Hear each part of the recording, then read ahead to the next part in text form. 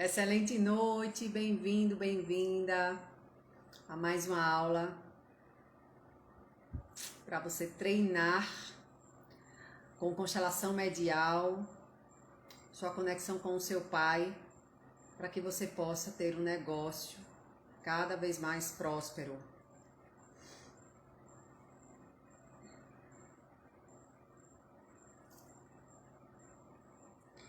Hoje nós vamos falar sobre sem pai, sem negócio. Por que eu inventei essa expressão? Porque Bert Hellinger fala muito nos livros dele, sem mãe, sem sucesso. E aí eu inventei essa, sem pai, sem negócio. Só que antes da gente conversar sobre isso, nós vamos fazer a nossa respiração. Boa noite, Eveli. Essa respiração, ela expande a nossa mente para que a gente esteja mais aberta à nova informação. Excelente noite, Leda. E ela também ajuda a gente a encontrar a solução para algum problema que a gente está passando. Então, quando vocês estiverem com algum desafio, algum problema, precisando de alguma resposta, praticando aqui todos os dias essa respiração, você vai fazer no momento que você está precisando de alguma resposta, você faz essa respiração, porque aí você já vai abrir como se fosse uma ancoragem para todos os sentimentos, todas as emoções, todas as vivências, experiências que você teve aqui durante as nossas aulas. Eu faço questão de ser bem concisa em termos de informação, em termos de coisas que tem em livros, porque eu quero cada vez mais que... Boa noite, Vilma, boa noite, Magda. Eu quero cada vez mais que a gente perceba que se não tiver nenhum livro no mundo, se não tiver nenhum curso no mundo, o que eu vou fazer da minha vida? Eu vou encontrar dentro de mim. Eu vou me conectar dentro de mim, dentro de toda a informação que existe já dentro do meu DNA, que vem sendo passada de geração após geração, e aí eu vou ter a resposta vindo diretamente do meu coração. Sem ser Maria vai com as outras, sem aguardar que alguém me diga o que fazer, e aí a gente vai estar realmente crescendo no nosso negócio, crescendo no que a gente planeja sempre estar fazendo na nossa vida, certo? Então vamos para a nossa respiração e depois a gente fala um pouco mais porque esse termo aí que eu criei, sem pai, sem negócio. A gente inspira e expira pelo nariz. Se você está precisando de mais energia e disposição, pode inspirar e expirar pela boca. Depois eu reassisti o ao vivo que eu fiz outro dia, essa semana, de boca aberta, e não achei muito interessante, não fica esteticamente, não fica muito engraçado, aí vai tirar a concentração. Então vocês, se estão precisando de mais energia, inspirem e expirem pelo nariz. Quando eu disser para esvaziar totalmente, mantenha os pulmões vazios sem ar. Dependendo da sua prática, você vai ficar com aquela sensação de que você vai se afogar, que você não vai conseguir. E ultrapasse essa barreira, é chamada barreira do terror, porque você acha que não vai conseguir ficar esses segundos sem inspirar novamente, e é o ego. Então você vai cada vez mais criar uma confiança em você quando você percebe que você consegue segurar um pouco mais, tá? Também não vai desmaiar. Quando você perceber realmente o ego tá vencendo, ele vai me fazer desmaiar, vai mesmo, querido ego, vai me fazer desmaiar, então peraí, aí você inspira, tá? E aí, se deleite, aproveite, celebre quando você inspirar e prenda a respiração, porque aí você vai estar recebendo uma energia renovada. Quando você mantém a expiração, esses segundos, sem estar expirando nem inspirando, né? Você fica esvaziada, é como se você estivesse fazendo uma faxina interior, uma faxina nas suas células, principalmente a nível energético, porque a respiração, ela renova nossas energias, ela renova a informação quântica. Então, quando a gente está com os pulmões vazios, nós estamos certificando o nosso organismo de que nós esvaziamos total. E dá para localizar, às vezes, dependendo da sua concentração, onde é que está sujo. Por isso que tantas vezes, quando eu estou fazendo essa respiração, emergem os sonhos que eu tive na noite anterior. E eles vêm de uma forma muito clara. Para quê? Para eu olhar para aquilo, para de repente liberar aquela informação que está empatando a minha vida, que está travando, bloqueando a minha vida, os meus negócios, as minhas tarefas, tá? E quando expirar, é uma renovação, é uma nova informação, é uma ressignificação que você está colocando para dentro, tá certo? Então vamos lá.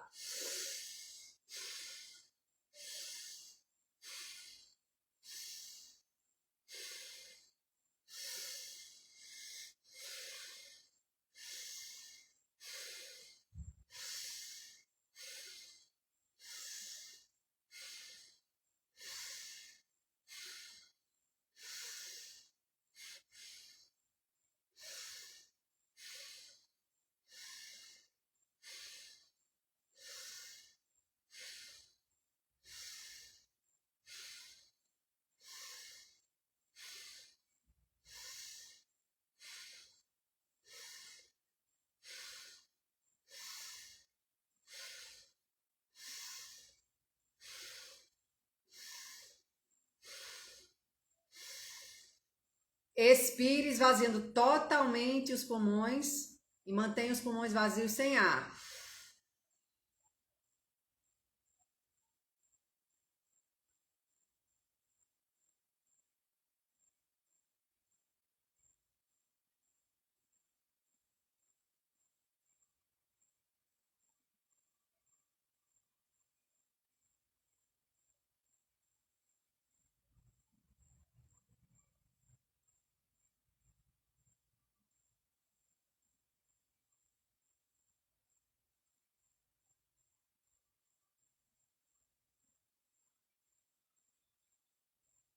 Inspira, segure o ar.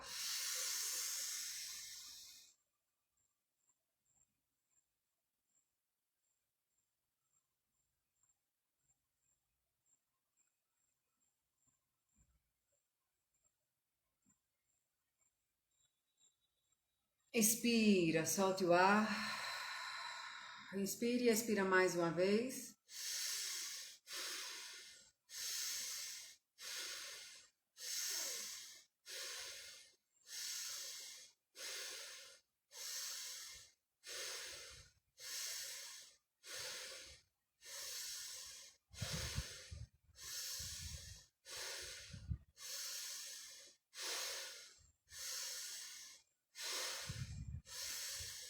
Expira totalmente, mantendo os pulmões vazios sem ar.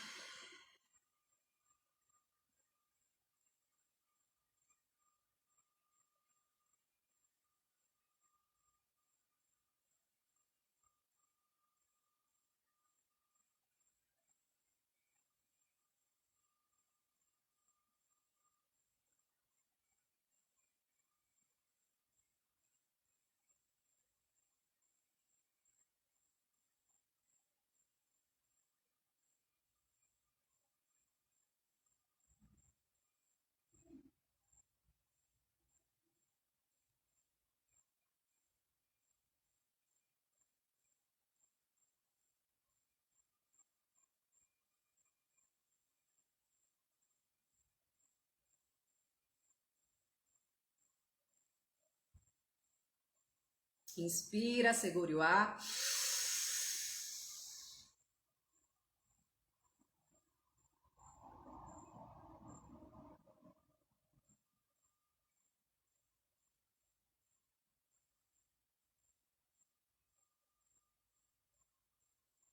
Solte.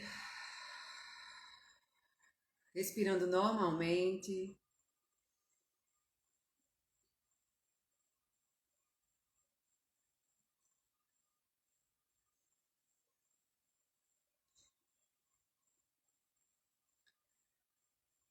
Se quiser, mantenha o corpo imóvel. Se tiver vontade de se mexer, mexa-se aos poucos, primeiro as mãos, depois os pés.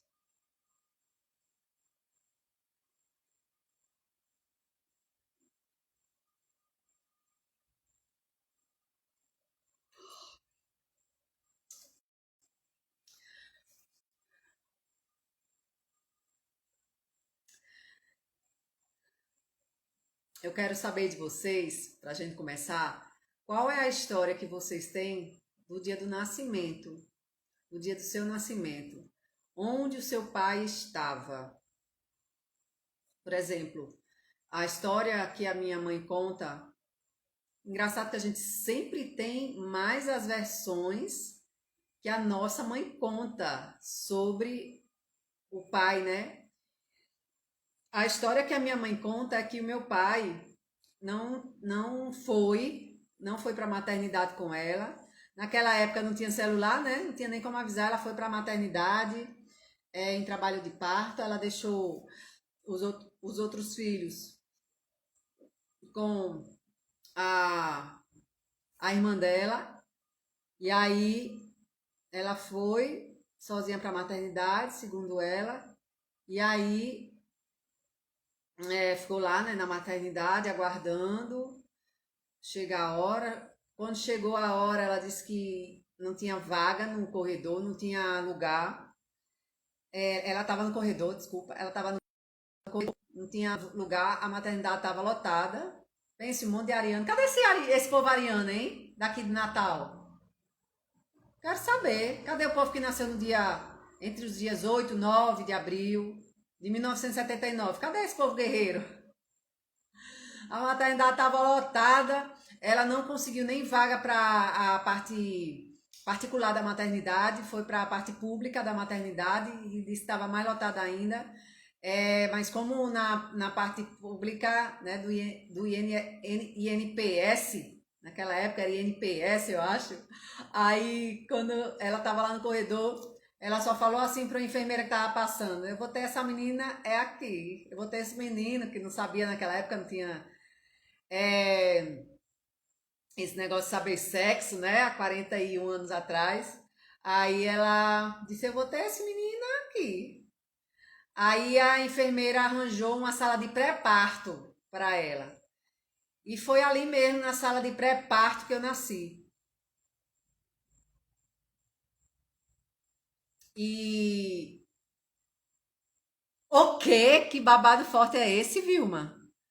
No dia que minha mãe entrou no hospital, o pai do meu pai entrou no hospital. No dia que você nasceu, ele faleceu. Sério?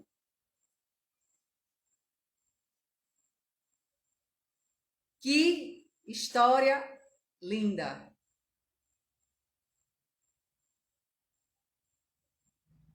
É como se ele cedesse o lugar dele para que você pudesse viver.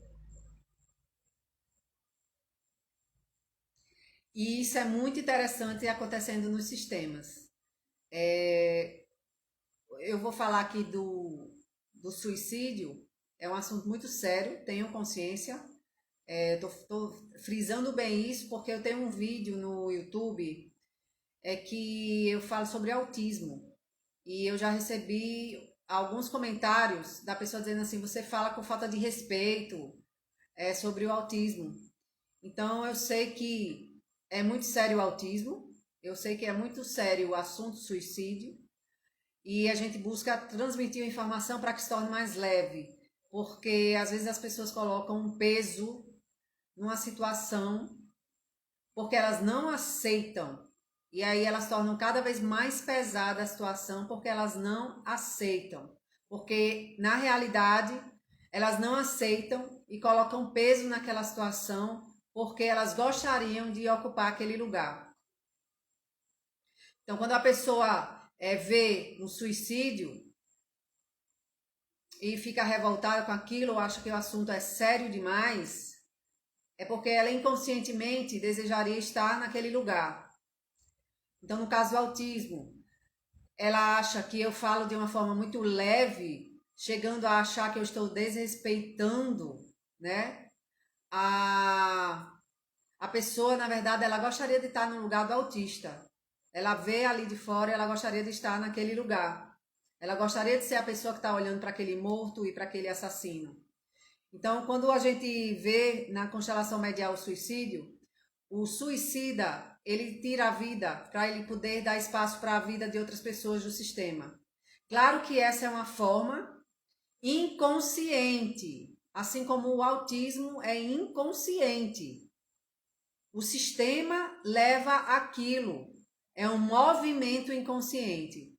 Se as pessoas tivessem mais consciência, por exemplo, uma mãe de um filho autista, se ela tem consciência do que acontece ali, para onde o filho está olhando, ele melhora. Por quê? Porque ela vai estar incluindo o morto e o assassino desse morto do sistema.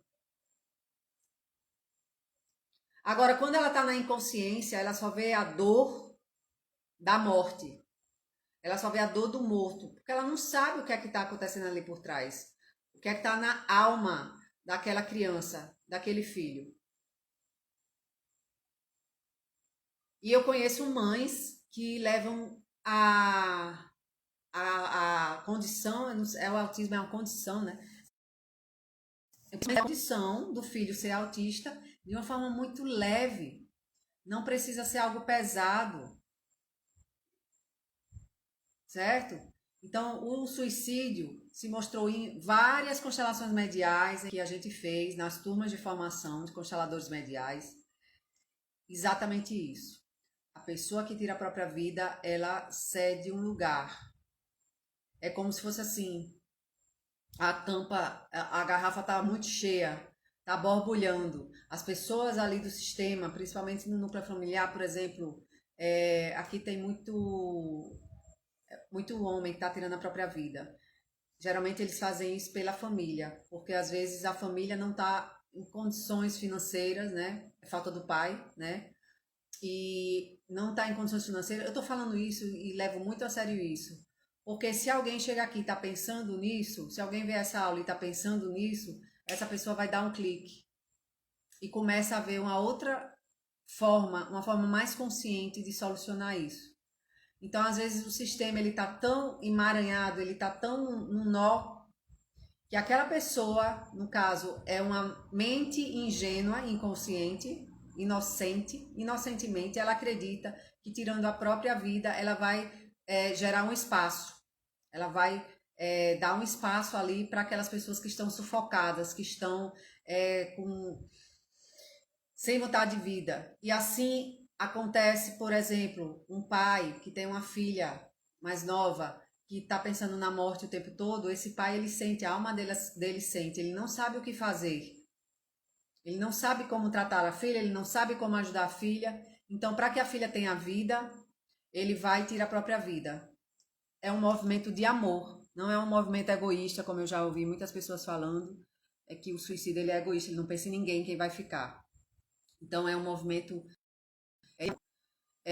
Não sei por que cheguei com esse assunto aqui, mas é como veio, a gente fala, porque eu nunca sei quem é que tá. Eu sei quem tá aqui agora, né? São vocês quatro. Mas eu já vi que tem pessoas que estão vendo depois. Então, pode ser que essa informação chegue para você que está precisando ouvir isso nesse exato momento que você está vendo depois, tá?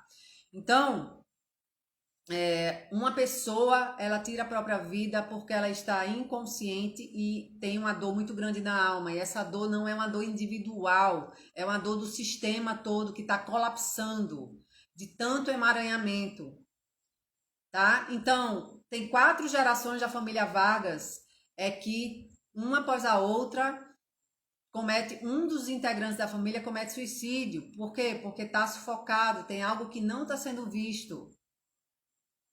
E eu já procurei antes, né? Antes de Getúlio, se tem alguma coisa da árvore genealógica da família Vargas, eu não encontrei. Não encontrei no Google. Né? No Google tem vários sites de árvore genealógica. E no caso da família Vargas, não encontrei quem veio antes de Getúlio Vargas, a linhagem dele, né?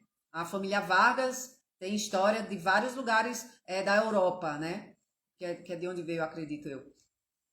Mas, assim, o pai de Getúlio Vargas, para trás, não tem informação ali no Google. Se não tem no Google, como é que a família vai ter também, né? Porque hoje em dia tá tudo no Google, né? Ou então no Alta Vista. Vocês lembram do Alta Vista?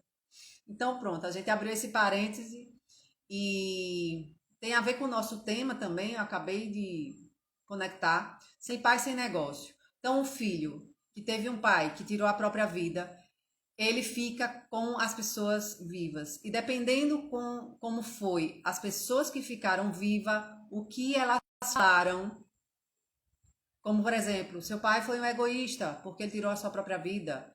Seu pai, ou seja, menosprezando, diminuindo essa pessoa, essa criança, essa pessoa adolescente, dependendo da idade que esteja, se ainda não estiver com a fundação de programação mental, né, principalmente enquanto criança, essa criança vai excluir, vai anular totalmente o pai pelo resto da vida, a não ser que tome consciência e comece um processo de reconexão com o pai, de voltar para os braços do pai e tomar novamente a vida do pai e olhando para essa situação com um olhar de observador, realmente lá distante e perceber todo o emaranhado e de como pode ser grata ao pai por ele ter feito aquilo naquele momento. Foi o melhor que ele podia fazer naquele momento. Foi a saída que ele encontrou naquele momento. Certo? Então, esse é um caso que sem pai, sem negócio. E justamente uma pessoa assim, que teve uma tragédia dessa familiar, ela vai crescer querendo honrar o pai, mesmo que de forma inconsciente, ela vai abrir um negócio. Só que ela vai querer honrar o pai de uma forma inconsciente. Como ela não tem consciência disso, o negócio vai fracassar, porque ela vai estar o tempo todo reafirmando de que o pai está excluído do sistema. Quando toma consciência, então ela consegue com que o negócio prospere, certo? Então esse é um aspecto disso, de que sem pai, sem negócio, esse é um aspecto que se desenvolve. Eu não tenho lembrança de quando eu nasci, foram tantos filhos, né? Sua mãe não tem, né? Bem, a minha mãe, pronto. No caso do meu pai era isso, né? Ele não foi para a maternidade porque era mais um. Era esse raciocínio aí. Então minha mãe conta, quando minha mãe estava com raiva, quando era menor, e minha mãe estava com raiva, ela dizia assim: ele não quis nem saber no dia que você nasceu, nem apareceu lá. Hoje a gente tem consciência, a gente não acredita nessa história, porque foi uma versão de um momento que ela estava chateada com ela, o quê? No relacionamento dela com ele. Não tenho participação nisso. A minha participação no relacionamento deles dois é zero. Nós não temos como filhos direito nenhum de interferir no relacionamento do nosso pai e da nossa mãe. E eu falo num tom mais alto porque é só o que tem neste planeta Terra. São filhos se metendo no relacionamento do pai com a mãe. Isso acaba com a sua vida. Esse é outro aspecto que você tem que prestar atenção. Se você anda se metendo ou se meteu muito aí na vida conjugal do seu pai e da sua mãe, você está excluindo provavelmente seu pai. Então, nesse caso, você é sem pai. Não tem negócio, seu negócio não vai andar se tá assim, nessa forma. Então, eu quando tomei consciência, eu comecei era como, então eu fiquei ali quando criança impressionada com essa frase que meu pai nem sabendo onde é que eu nasci. Então tive muito aí período de rejeição, de me sentir rejeitada. Ai, meu pai nem quis saber de mim quando eu nasci.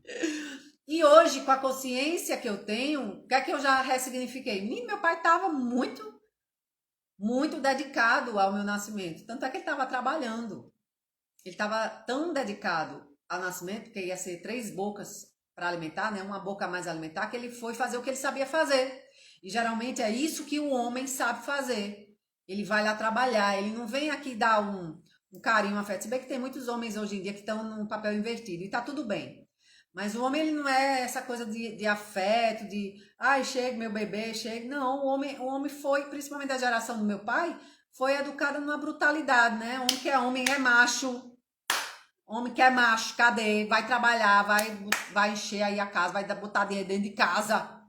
Não é, né? Se era com a peixeira, os nossos avós era com a peixeira, nossos bisavós aí, bisavô, tudo com as peixeiras, né? Com a pistola na cintura, quero saber quem mexe aqui com minha família, não é? Então, era o garantir o sustento. Então, com a consciência, é que caiu essa ficha. Claro que ele queria saber da gente, dos filhos dele, mesmo que não tinha ido lá na maternidade, porque ele estava cuidando da parte que cabia a ele. A parte que era conveniente a ele lá dentro da maternidade com a minha mãe ia fazer quase nada na concepção dele, né?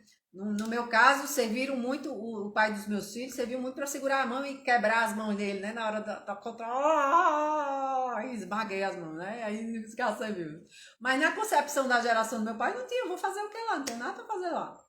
Então vou aqui fazer o meu trabalho para poder, quando a mulher chegar em casa de novo com o bebê, ela ter o que comer, né?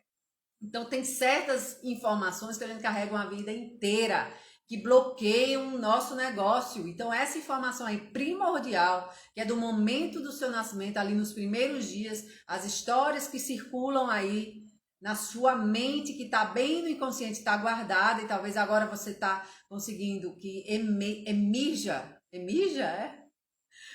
tem uma imersão dessa informação aí saindo do seu inconsciente, trazendo para o consciente. Aí você ressignifica imediatamente agora. E aí você começa a ter um caminho mais aberto, mais livre para você caminhar no seu negócio, tá? Eu não sei onde meu pai estava, não. Eu nunca perguntei para minha mãe. Eu sei que pronto. Naquela época e até hoje, eu acho que é para isso que o pai serve. O pai ele cumpre o papel que é ditado para ele, né? Ele diz, todo mundo dizendo isso aí é ditado, né? É uma regra. Tem algumas exceções, mas é uma regra. É o pai que vai lá registrar o filho, né? Então, que bom que você tem essa história. Então, significa que seu pai estava presente lá, celebrando a sua vida. É essa história que a gente tem que ter. Tem umas histórias assim, quando eu contei para... Tem mãe que conta assim para os filhos, né? Tem que se controlar, tem que controlar a boca. Que conta assim para o filho, quando eu contei para o seu pai que você ia nascer, ele ficou triste, ele não queria, ele não quis. Aí a criança, coitada, a mãe não tá pensando na criança não, tá pensando nela. Ela tá, no momento que a mãe fala isso para um filho, ela tá querendo colocar um rótulo ali do filho, filho da mãe, filhinho da mamãe. E esse filhinho da mamãe vai crescer, vai se desenvolver, vai virar um adulto, vai ficar lá. Aí depois vem para a consteladora medial Daniela Medeiros, querendo que o filho faça uma constelação para Daniela resolver magicamente a vida desse filho. Porque o filho não consegue sair de casa, tem 50 anos. Há uns 6 meses eu atendi um assim. Tem uns 50 anos o filho e a mãe, pelo amor de Deus, Daniela, faça aqui uma constelação para esse menino. Eu disse, primeiro, ele não quer. Porque se ele se liberar com a constelação, você vai liberar? Vem você trabalhar primeiro, mãe. Você construiu ali naquela criança, a imagem foi reforçando ano após ano, não liberou em nenhum momento esse homem, para ele estar nesse momento aí com 50 anos ainda assim. Daniela, mas o cara com 50 anos não consegue se mexer? Não. Se ele recebeu uma lavagem cerebral durante toda a infância e adolescência dele, da fraqueza do pai dele, de como o pai dele é fraco, de como o pai dele não fez nada, como o pai dele não desejava ele, como foi a mãe que fez tudo, esse filho ele não vai conseguir se soltar. Vai ter que ser uma lavagem cerebral ultra mega power para que ele consiga se mexer novamente.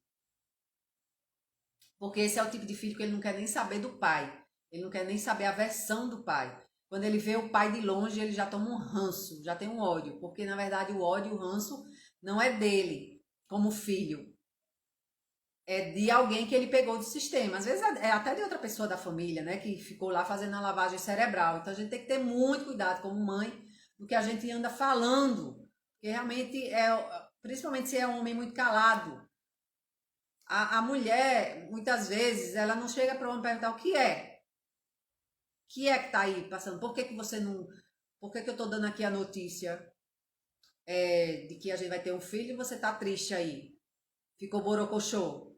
Não, a mulher geralmente faz isso. A mulher... Isso é da natureza feminina, tá? A mulher, ela gera uma expectativa muito grande. Então, quando ela descobre que ela tá grávida, é uma felicidade tão grande... Dependendo da mulher, né? Que tem mulher que fica infeliz também quando descobre que tá grávida. Que quando ela vai compartilhar com o pai da criança, ela quer que ele celebre também. Só que qual é a primeira preocupação do pai da criança? É a racional. Ele pensa já nas contas. Como é que eu vou pagar a escola desse menino? Como é que eu vou dar de comer para esse menino? Como é que eu vou dar roupa para esse menino, né? Como é que eu vou vestir esse menino? E as fraldas? Tome fralda. Vocês percebem? Quando a gente toma essa consciência que a natureza masculina e a natureza feminina são diferentes, a gente começa a respeitar mais o outro. E aí o outro começa a respeitar mais a gente, certo? O meu também, foi ele que escolheu o nome. Quando minha mãe disse que precisava registrar. Vilma, ele que escolheu. Olha que lindo. Olha, isso é uma conexão muito forte com o pai, que você pode estreitar cada vez mais. Quando você... e quando você tem pensamentos suicidas? Quando você tem pensamentos suicidas, também já olhamos para isso. Tem uma diferença também, tá? Quando a pessoa tenta tirar a vida, ela tá na postura de vítima. A gente conversou ontem, né, sobre a postura de vítima. Então, às vezes, ela tá... porque é muito fino, essa linha, é muito tênue. Então, muitas vezes a pessoa está querendo simplesmente chamar atenção. Às vezes não é um emaranhado do sistema, tá? E quando tem pensamentos suicidas, pode ser que tenha no seu campo morfogenético, no seu campo quântico familiar, alguma informação, sim, de alguém que não está sendo vista, não está recebendo esse olhar e está excluída no sistema que tenha cometido esse ato, né? Quando eu era criança, essa informação eu passo. Quando eu era criança, muito pequena, eu tenho trabalhado muito essa imagem, porque ela ainda vem hoje na minha imagem mental. Ai, Daniela, você já trabalhou tanto, já fez tanto curso, não sei o que, não sei o que, não sei o que. Sim, porque, vamos dizer assim, eu tinha 20 anos, fui fazer reiki, né? E na época do reiki, vieram algumas lembranças, algumas memórias para eu trabalhar naquele momento, para que eu pudesse dar um novo passo, para que eu pudesse subir um novo degrau na minha vida, para a necessidade daquele momento, do que eu estava precisando. E aí, dia após dia, ano após ano, vão chegando memórias, tá? Vão chegando memórias. Eu acho que no último dia de vida de Bert Hellinger, por exemplo, chegou memória para ele também, para ele fazer o check. Ok, olhei para isso, resolvi isso. E quando a gente vai olhando essas nossas memórias, e muitas vezes essas memórias estão associadas a alguma dor ou a alguma alegria, a gente vai incluindo, porque a gente vai tomando consciência com o passar do tempo. Então, em coincidência você falou isso, você tem pensamentos suicidas, eu lembrei de uma imagem que eu tinha quando eu tinha 3 anos, eu acho que era criança, eu era muito pequena, que eu lembro que eu ficava encolhidinha assim, e eu lembro que o joelhinho era bem pequenininho assim, que eu ficava assim, olhando para o joelho, e eu lembro que eu ficava gritando lá na casa da minha mãe, não sabia o que era aquela na casa do meu pai, né? Eu quero morrer, e eu não sabia de onde vinha aquilo. E aí, numa constelação com Efoniak, ela falou que aqueles pensamentos suicidas que eu tinha quando eu era criança, né? Ficava gritando que eu queria morrer. Minha mãe e meu pai nem lembram disso. Talvez o grito fosse dentro de mim, mas eu lembro que eu ficava com dor de garganta de tanto gritar e cheia de remela, né, no olho e catarro no nariz, de tanto chorar, repetindo, gritando que eu queria morrer. E aí nessa constelação veio essa informação de que eu tinha um irmão, e aí nesse dia minha mãe estava nessa constelação, e aí a consteladora falou, você teve um aborto? E aí ela disse, foi, mas não foi nada demais não, eu nem sabia que eu estava grávida. Aí a consteladora falou assim, mas ela sabia. Como é que ela sabia? Porque ela não tinha nem 1 ano. Como é que Daniela sabia se ela não tinha nem 1 ano? Eu acho que a minha mãe era de uma geração que aprendeu que criança não sabe de nada. Eu ouvia muito isso quando era criança. Mas era de uma geração mesmo, de achar que a criança não sabe de nada, só remelente, esses remelentes. E aí a consteladora falou, ela sentiu sim, ela estava aguardando por esse irmão. No momento que você engravida, no momento que uma mãe engravida, é no momento que a mãe engravida. Não isso que muitos cientistas dizem, de que o feto ele só é uma vida, só é considerado uma vida com 3, 4 semanas de gestação, ou o feto só é considerado uma vida depois que nasce. Tem várias teorias de quando é considerado uma vida, mas nas constelações mediais se mostra que a criança, o irmão mais velho, ele sente no dia seguinte, imediatamente, que ele vai ter um irmão. Ou seja, a mãe e o pai fizeram a coisa, no dia seguinte o irmão já sabe, ele já sente. O irmão mais velho já sente, principalmente se for criança ainda, né? Tá com as percepções extrasensoriais totalmente abertas. Então, isso influenciava na minha alma e me fez ter tanta raiva, tanta ira durante a minha infância, que eu saía batendo gaveta, saía batendo porta, minha mãe não sabia nem o que fazer comigo, porque dava do nada aos rompantes, e ali ficou claro que eu tinha um irmão e me deu uma alma, tá? Então, geralmente, quando tem uma criança hiperativa na família, quando tem uma criança com TDAH, né? Pode olhar que tem um irmão ali que não está sendo visto. E esse filho, aí esse irmão, minha mãe estava, eu era bebê ainda, minha mãe estava grávida, ela não sabia que estava grávida, porque estava com menos de um mês de gestação, ela estava aguando o quintal, e aí tem uns postezinhos assim, né? Ainda tem até hoje, né? Os postezinhos nos quintais. Tanto é que eu tenho o maior cuidado hoje em dia, quando eu tô passando, eu passo longe assim da grama. Ela tava aguando e deu choque, deu um curto nesses postezinhos, né? O fio passa por baixo. E ela levou um choque, aí tomou o susto do choque só. E aí no outro dia saiu sangue. E ela disse: oxe, não tá na época de menstruar, só que foi muito sangue. E aí quando ela chegou no médico, ele falou: ah, você tava grávida, né? Aí ela, tá bom, né? Podemos ter esse olhar para quem tem síndrome de pânico e depressão? Não, síndrome de pânico é outra coisa. Síndrome de pânico tem conexão com a mãe. E a depressão tem. A depressão é assim. É uma forma inconsciente de expressar o quê? Eu não posso ter meu pai e minha mãe de forma igual. Eu preciso escolher um dos dois. Isso vem de muitos desses exemplos, né? De mãe ou pai que fala ali mal da família. Já vi os dois casos, claro, né? De criança que fica em depressão, desde a infância já com depressão, porque vem ali fora do seu direito, que é vital, de tomar o pai e a mãe de forma igual. Porque às vezes ou o pai fica falando, ah, sua mãe não presta, sua mãe não é isso. Não, eu faço melhor do que sua mãe. Ou tem uma atitude como essa, né? Eu faço melhor, já vi muito desse tipo de caso.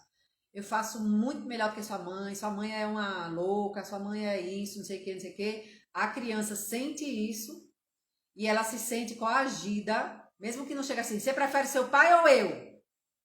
Você prefere sua mãe ou eu? Ela, mesmo que não seja coagida dessa forma, apontando o dedo, ela vendo, percebendo a situação ali, ela faz o quê? Ela percebe que ela tem que escolher entre um dos dois. E naquele momento ela escolhe o que ela escolhe pelo medo. Ela escolhe aquele que é o que bota mais medo nela. E ela diz: não, vou escolher meu pai porque e aí ela cresce assim, e aí chega uma hora que a depressão bate na porta porque ela não está completa. Então é uma tristeza profunda porque ela teve ali de escolher entre um dos dois. Claro que isso tudo é um movimento inconsciente. A gente está aqui justamente para trazer à consciência esse tipo de movimento, tá? Hoje eu já entreguei a parte deles, mas eu julguei muito. Então deu para a gente dar aqui alguns aspectos de como é forte isso de que sem pai, sem negócio. E é interessantíssimo que quando a gente não tem o pai conectado com a gente quer logo fazer um negócio, a gente quer logo empreender. E aí a gente tem que travar esse caminho para que a gente possa ter sucesso no nosso negócio, né? Para que o nosso negócio prospere, para que tudo dê certo. A gente termina tendo que travar esse caminho de volta para o nosso pai. Claro que é um caminho mais rápido, vamos dizer assim. Porque se você não faz essa conexão com o pai, essa ficha vai cair muito depois. depois de muito sofrimento, depois de um empresário enfrentar de tudo, né, de uma empresária enfrentar de tudo, é que um belo dia cai a ficha e ela vai lembrar do pai. E todas essas memórias vêm em relação ao pai e ela conecta com o pai novamente, mesmo que não faça uma constelação medial, né? A constelação medial ela ajuda a acelerar um pouco esse processo, tá? Que eu julgo aqui que esse processo a gente vai levar aí 4 meses para fazer uma conexão com o nosso pai, por isso que eu faço questão de fazer todos os dias a nossa aula para a gente conectar um pouco mais com o nosso pai, tá? Porque geralmente uma pessoa leva 20, 30, 40 anos para se reconectar com o pai, com as coisas que o universo traz, né? Com os obstáculos, com as pessoas, com calote que leva, com dívida que acumula, com ter e depois perder tudo, ter e depois perder tudo, ter depois perder tudo. É como se você entrasse no loop infinito. Você teve seu pai ali naquele momento que você recebeu a concepção, você teve ele plenamente, mas depois, até durante a gestação, a coisa não deu certo ali entre seu pai e sua mãe, e depois a coisa foi esculhambada, e depois você não teve muito acesso ao seu paterno, né, ao masculino, e aí você, num negócio, repete exatamente a mesma coisa. Você tem muito e depois perde tudo. Tem, depois perde tudo. Porque você teve um certo momento seu pai e depois você perdeu, você não tinha mais ninguém ali para olhar. Você não teve um referencial.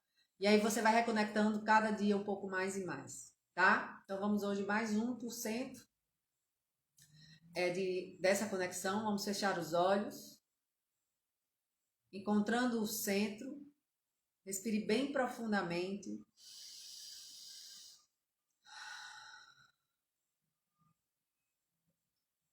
Busque um lugar interior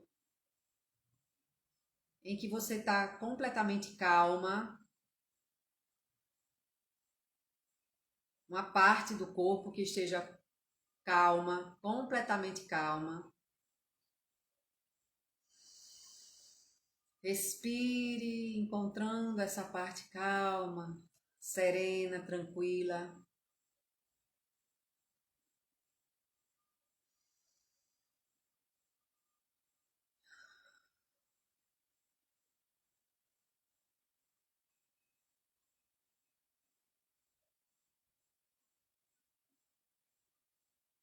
E perceba que nesse lugar de calma, de tranquilidade, serenidade,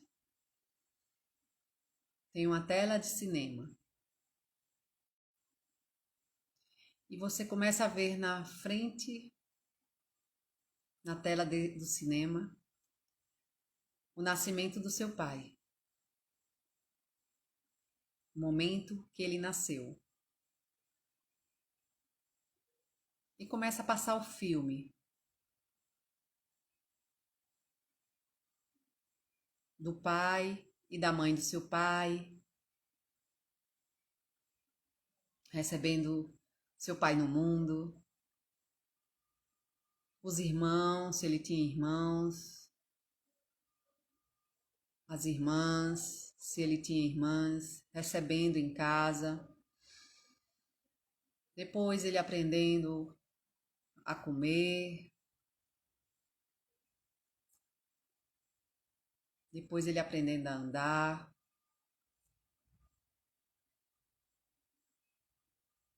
depois ele brincando sozinho, depois ele brincando com os irmãos, brigando com os irmãos. E ele vai crescendo e nós vamos vendo o filme da vida dele se desenrolando.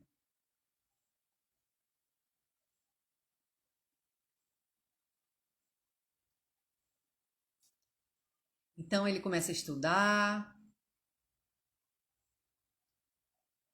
e vai crescendo de tamanho, vai ganhando corpo.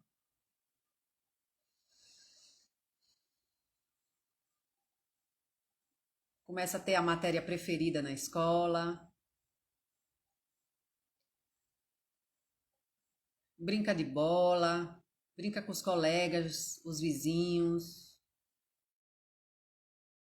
alguns momentos sozinho, tem seus momentos de solidão, tem seus momentos de tristeza também. E tem momentos que o pai dele briga com ele, ou tem uns momentos que o pai dele some, tem uns momentos que a mãe briga com ele,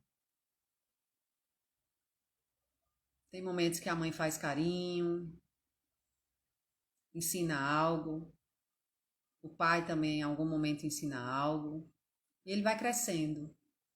Ele vai crescendo, estudando, brincando, jogando, começa a namorar,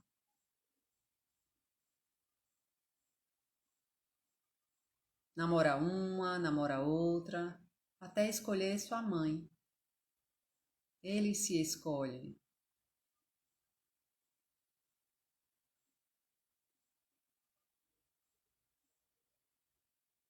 Então eles começam um relacionamento e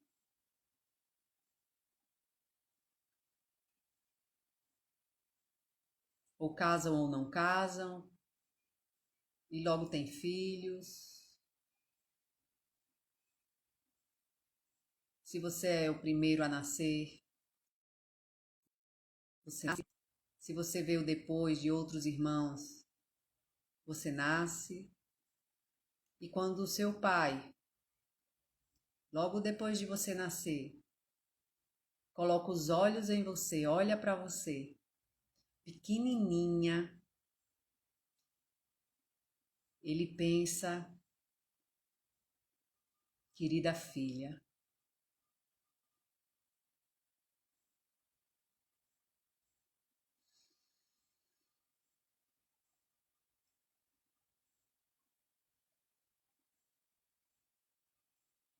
Respire, solte o ar.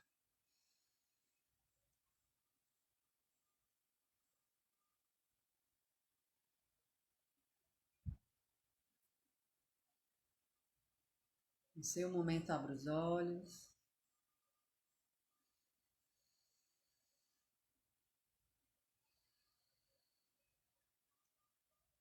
Ou pode ficar mais um tempo nessa conexão, vendo na tela do cinema o seu pai vendo você pela primeira vez, com esse olhar de amor